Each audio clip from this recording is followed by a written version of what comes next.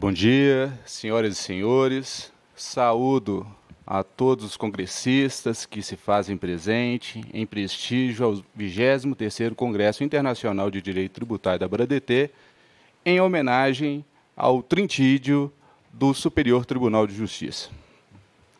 É com esse sentimento de alegria, de honraria, que cumprimento aos meus pares de mesa, na pessoa da minha querida amiga Marta Neves, professor Marciano, o professor Rafael e o professor Tássio. Atribuíram-me um desafio de discorrer sobre as controvérsias interpretativas acerca da tributação de software na era da informação. Eu digo desafio porque estamos diante de uma economia digital do século XXI com um sistema tributário pautado com um esteio profundo ainda no século XX. E é com esse desafio que eu convido a todos a uma reflexão conjunta com relação ao temário a mim proposto, e o faço em duas perspectivas. A primeira perspectiva, uma abordagem sobre os limites constitucionais de competência, e procuro, diante dessa primeira perspectiva, trabalhar os conflitos de competência do ISS e do ICMS na comercialização de software, seja licenciamento, contrato de licenciamento, a cessão de direito de uso, trabalhando também de forma didática, como o professor Marciano fez, trazendo aqui as normas constitucionais de competência. O artigo 155, inciso 2º, confere competência aos Estados e Distrito Federal para aquelas operações de circulação de mercadoria ou prestação de serviço de transporte interestadual, intermunicipal e serviço de comunicação, desde que também essas operações se iniciem no exterior, operações de prestação, é competência dos estados para cobrar o ICMS. E o ISS, no artigo 155, inciso 3º, estabelece que operações que decorram de prestação de serviço, serviços esses que não estejam dispostos no artigo 155, inciso 2º da Constituição, seria tributado pelos municípios e Distrito Federal o ISS. Nessa perspectiva, nós precisamos trabalhar a questão do esvaziamento da norma constitucional de competência, no seu sentido normativo, pelas abrangências intelectivas da nossa Suprema Corte, ao analisar os institutos conceituais do que é mercadoria e do que é serviço propriamente dito, que envolvem software, sejam eles tradicionais, sejam eles na era digital, que nós vamos trabalhar toda a questão de plataforma. E isso traz a insegurança jurídica, que aqui já foi, por 2 vezes, anunciada. A Constituição da República de 1988 prevê conceitos, e os efeitos e extensões desses conceitos são bastante delimitadas. A nossa Suprema Corte, ao ampliar na sua abrangência intelectiva esses conceitos, rompe com o que o legislador assim pretendeu, alterando as incidências tributárias desses institutos, que é a tributação do software, gerando ainda mais conflito de competência entre os entes subnacionais. A segunda perspectiva é trabalhar lançando o olhar sobre o software as a service, E aí a gente vai fazer todo um panorama do que se propõe a economia digital e como o nosso regramento jurídico precisa se posicionar para regular esses fatos econômicos. Eu digo que, para toda situação complexa, professora Marta, nós temos uma solução simples, elegante e errada. E gostaria de iniciar a nossa trajetória de reflexão com relação ao tema, trazendo as lições de Giovanni Tarello, da Escola de Gênova. Ele nos ensina que, para a construção do sentido da norma para o intérprete, nós temos que observar 3 circunstâncias. A primeira, para uma situação simples, eu vou simplesmente verificar o que a norma diz e aplicar o caso concreto.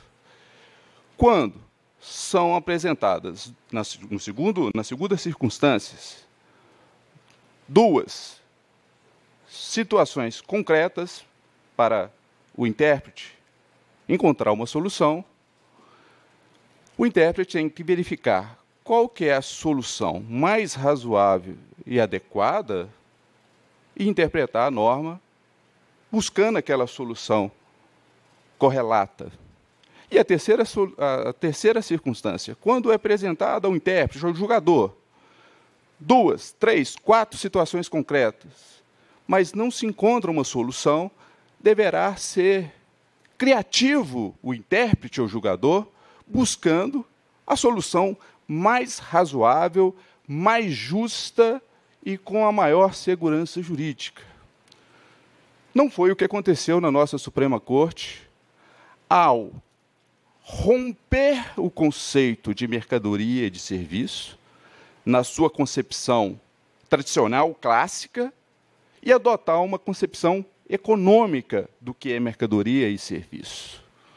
Nesse momento, o julgador, ele, além de estender, abranger os conceitos e os efeitos desses conceitos, as extensões e efeitos desses conceitos dispostos no texto constitucional, ele incita ainda mais a insegurança jurídica.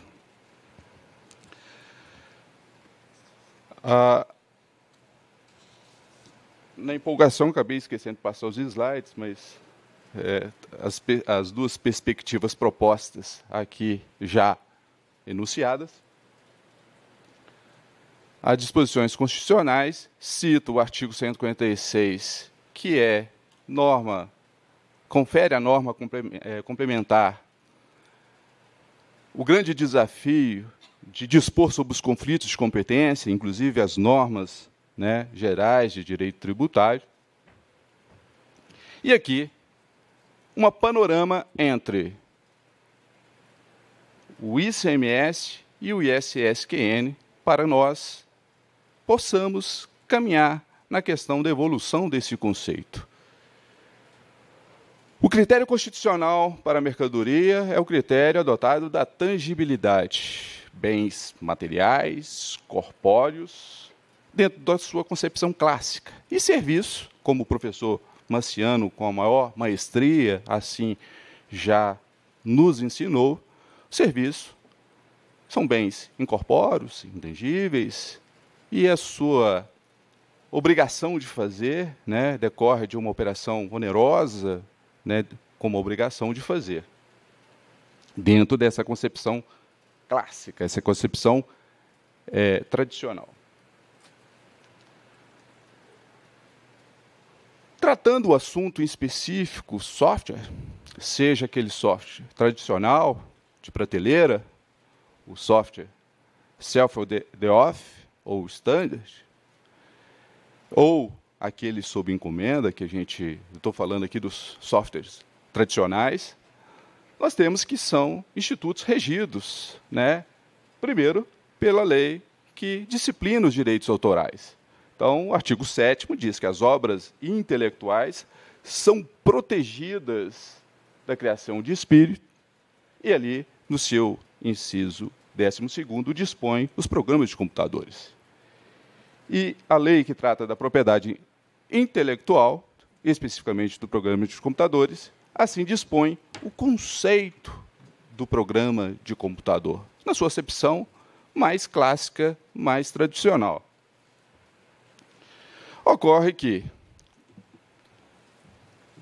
nos enfrentamentos jurisprudenciais, nos idos de 1988, o ministro Sepúlveda Pertence, ao analisar um conflito de competência de ICMS e ISS, conferiu a concepção clássica. Software, se revelando na sua tangibilidade, a sua transferência de titularidade e propriedade, ele será aquele famoso self-de-off, ou software de prateleira, e haverá incidência do ICMS pelo suporte físico informático. Nós sabemos que, acredito que grande boa parte aqui, eu me incluo, nós tínhamos o CD-ROM, o disquete, onde você instalava, fazia a instalação como a equiparação de um livro. Para eu ter acesso ao conteúdo, às informações, eu tenho que ter o livro, né? Não agora, pelas nossas inovações tecnológicas. Mas o software, naquela oportunidade, o julgado, ele prescindia de um suporte físico, informático.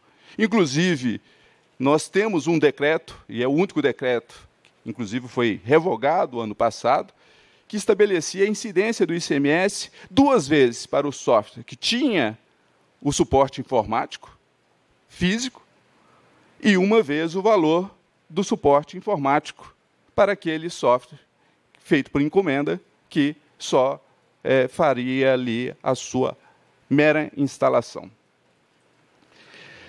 Depois, numa DI, com pedido de liminar, depois de 12 anos, Gilmar Mendes deferiu a liminar, e aí, sim, é uma situação que merece essa leitura. Ele se pronuncia que o STF ele não pode ficar inerte ao analisar conceitos e deve adequar esses conceitos à nova economia, a economia digital, a nova era digital. E ali o seguinte, aquele conceito tradicional, que o software de prateleira incide o ICMS e o software de encomenda incide o ISS, ele passa, por meio da DI, que ainda não foi julgado, ter um entendimento de uma evolução mais moderna, uma evolução pautada na concepção econômica, reservada essa matéria ao legislador. Registrei algumas EDIs, inclusive cita especificadamente uma que trata dos nosso regramento jurídico do nosso Estado, versando sobre essa matéria do conflito de competência, pelo rompimento do conceito clássico para o conceito tradicional, com base às abrangências intelectivas da nossa Suprema Corte. CONFAS, em 2015, CONFAS de número 181, embora não incluiu Minas Gerais, mas reduziu a alíquota de software para 5%, uma mera coincidência para a alíquota máxima do ISSQN. E agora, em 2017, CONFAS 106, ele inclui o software sem mencionar que é aquele self-de-off, ou seja, aquele de prateleira. Até porque hoje já não existe mais o software de prateleira.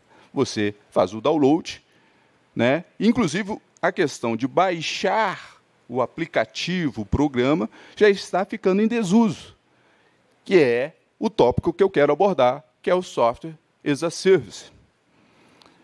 Então, hoje, dentro dessa questão do CONFAS, permite aos Estados, dentro de uma abrangência um pouco mais ampliada, a tributar os programas de computadores. Embora nós temos o item 1.5 da Lei Complementar 116, que diz, né, a incidência do ISS para os contratos de licenciamento e cessão de direito de uso. E não colocou ali, entre aspas, por encomenda, como fez as obras de artes, a prótese, por encomenda. Então, veja a evolução do conceito de mercadoria enquanto o Instituto Software. Antes, você, numa store, adquiria os CDs e simplesmente fazia a instalação desses programas no hardware, nos equipamentos, nos computadores. Hoje, você faz as instalações via download.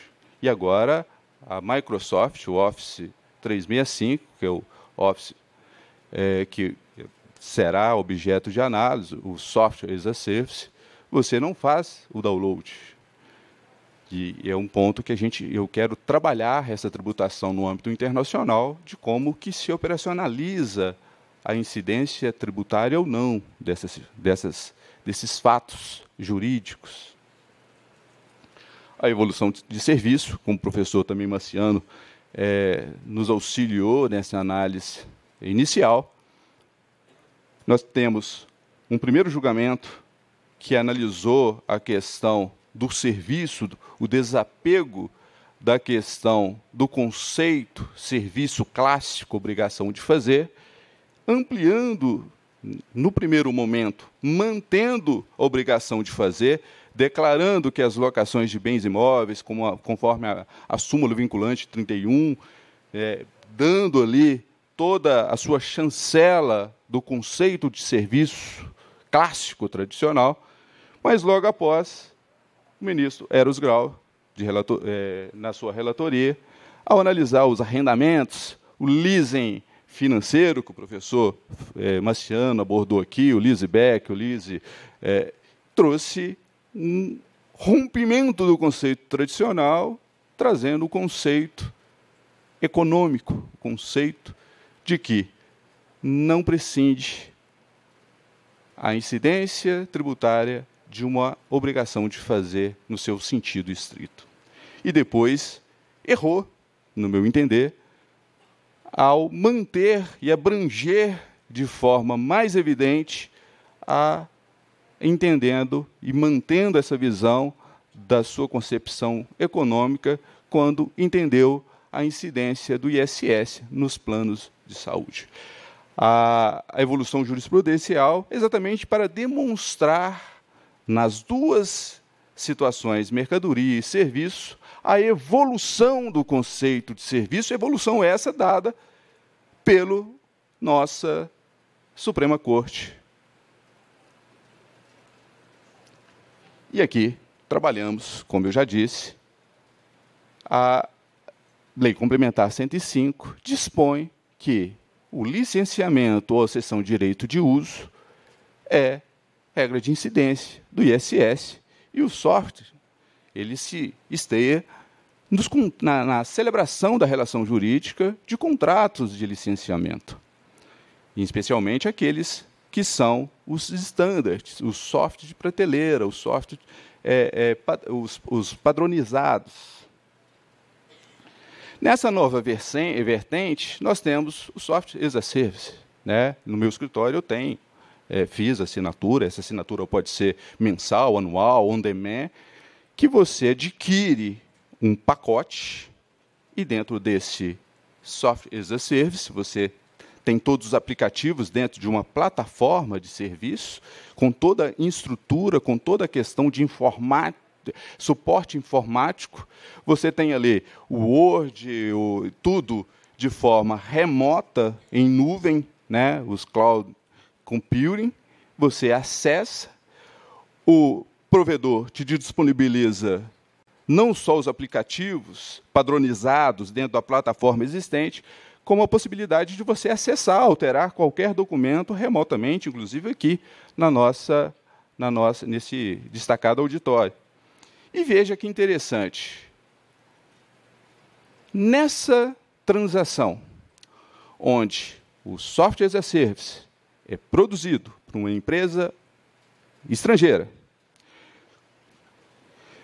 é celebrado um contrato de licenciamento e cessão de uso para uma empresa brasileira, que, na sequência, confere acesso a 1 milhão, 2 milhões de usuários que ali contratarão serviços de acesso a essa plataforma digital. Haverá incidência do ISS ou do ICMS? Se a gente analisar cientificamente, do ICMS não há que se falar, embora seja um software padronizado.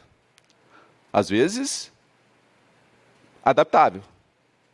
Uma padronização com um pouco de customização, de personalização.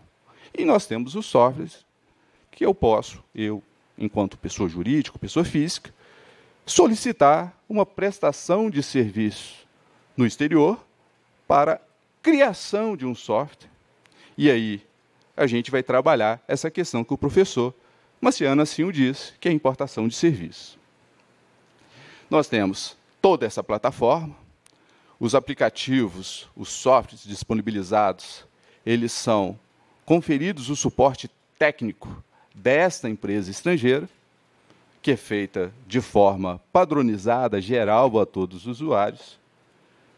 E aí nós entramos nas circunstâncias de equívocos da própria, no meu entender, máxima vênia da Receita Federal, ao estabelecer algumas incidências tributárias, inclusive entendendo a tributação da CID remessa, CID royalties, por entender que há uma importação de tecnologia.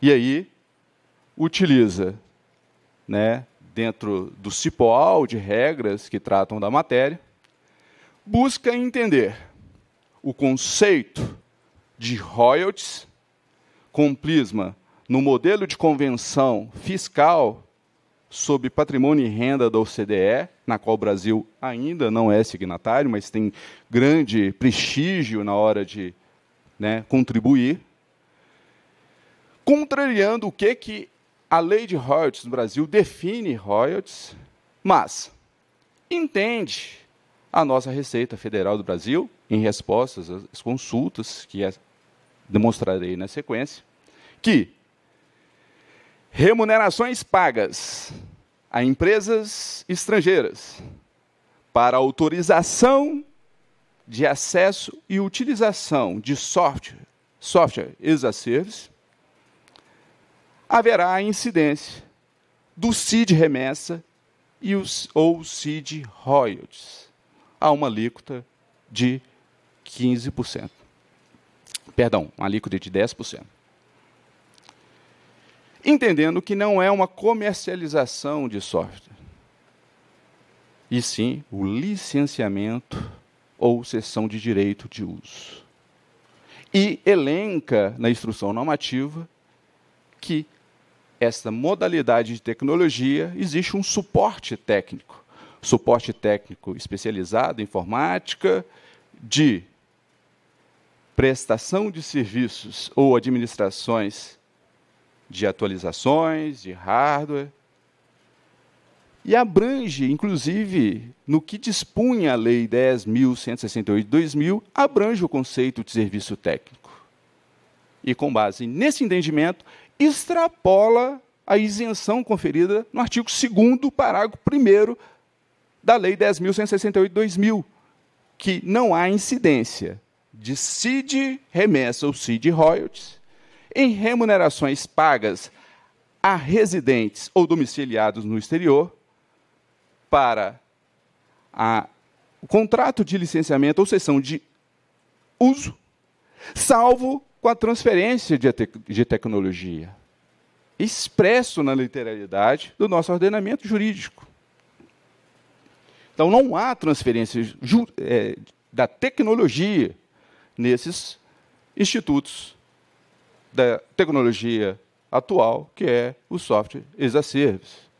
Então, na COSIT 2017, numa resposta de remessa para o Canadá, entendeu que haveria incidência do CID remessa, CID ou CID royalties, e também a retenção que o professor acabou de também enunciar aqui na sua palestra sobre o imposto retido na fonte.